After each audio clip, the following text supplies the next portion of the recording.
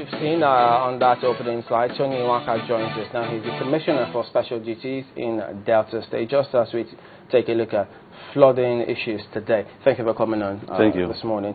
Well, talking about this, I mean, it wasn't exactly a pleasant one when that flooding happened last time. But what is the state doing now about it? What's the current situation? Thank you very much. Yeah, as you did say, the experience we had last year was really tragic. You know, the scope of the flooding we had was quite unprecedented. No person expected it was going to be at that level. Even when we had received the prior notice from the National Emergency Management Agency and NIMET, National Meteorological Agency. Of course, we replicated that same alert to our communities. But when the flood eventually came, the scope overwhelmed everybody. You know, yeah, we tried our best to contend with it. But coming strictly back to your question, a lot is being done now, having learned from the experience of 2012. At least we now have a social memory of what happened and how to go about it. First of all, we are clearing our drains. We are desilting our drains because we realize that the impact of that flood on the communities was essentially because of the blocked drains we had. In fact, if not for the effort that has been done in 2012, as if His Excellency the Governor had a premonition of what was going to happen, he created a committee, an interministerial committee. I was a member of the committee headed by the Commissioner for Environment, Mr. Frank Omari, to go around Warri South local government, Sapele and Uye.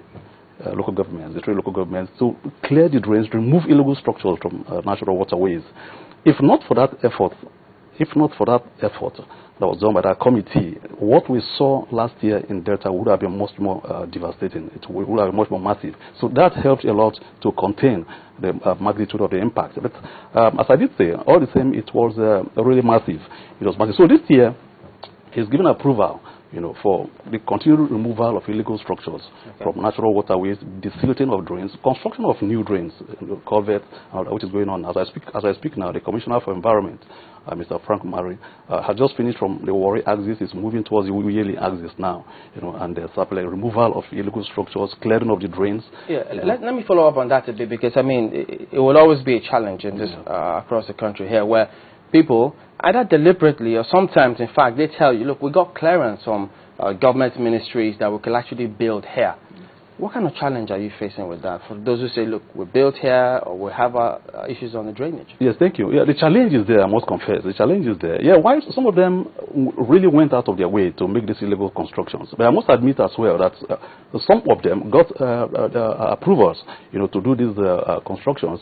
But I can tell you, those approvals were issued illegally, and the officers who issued those approvals, their names have been compiled now because they are civil servants, you know, and sent to the head of service, you know, for necessary punitive measures. Then, of course, in some other cases where structures were constructed, for instance, somewhere in Sapele, you know, a school was actually constructed on a natural waterway, and of course, the governor ordered that it should be brought down immediately. You know, and of course, we have situations too where some persons who had put up these illegal structures on natural waterways were people who had relations with some people in government, and they thought, well, when the exercise for the demolition started, that they were going to be exempted. But I must tell you, those structures were all brought down. So what happens to those in cases where you see that, well, it was actually awarded illegally? On those people's part, they did what they could, but it was an illegal approval to build on drainage. Now, when you discover that within the ministry and you say their names are being compiled, is there any compensation for those who those approvals were given? I don't know. There shouldn't be any compensation. In this regard, there shouldn't be any compensation because, first of all, the exercise was all an illegality. Okay, assuming they colluded with such persons. Thank you very much. What if I just innocently just went in and sought for approval and they gave me? Yes, such cases will be determined on its own merit. If really it's determined that, yes, there was no such collusion in the first instance, and he was innocently given that approval, and he expended his more money to make such constructions. Of course, once we determine such, we'll find the appropriate way of compensating such persons. You said something earlier about although information had gone ahead, yet when the floods came, it was difficult managing. Now, what are the plans to? Because we're just entering the rainy season, and there's a tendency, even though we're clearing the waterways, as you said, there's a tendency that there might still be some areas of flooding. What kind of information have you started giving out now to the people around this? Thank you very much. Now, But the moment we got the alert from the NEMA and, of course, NIMET, immediately we set up our own response, by creating awareness within the communities. How did we do this? First of all, the Ministry of Environment has gone ahead to engage town criers, has gone ahead to put advertorials in newspapers, radios, jingles, Then, of course, the State Emergency Management Agency, which is directly under my control as well, have gone ahead to send these same jingles to communities.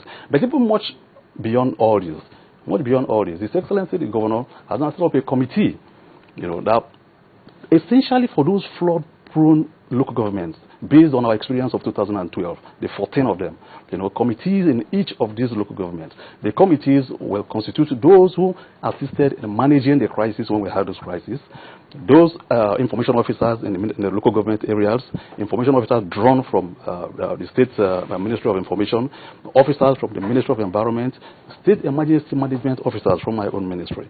Now, what we are preparing to do is that we're going to have something like train the trainer exercise, where we're going to pull in resource persons from the National Emergency Management Agency, from NIMET, to come and help, first of all, give a broad idea, a broad picture to these persons who will be going to the communities of what they truly are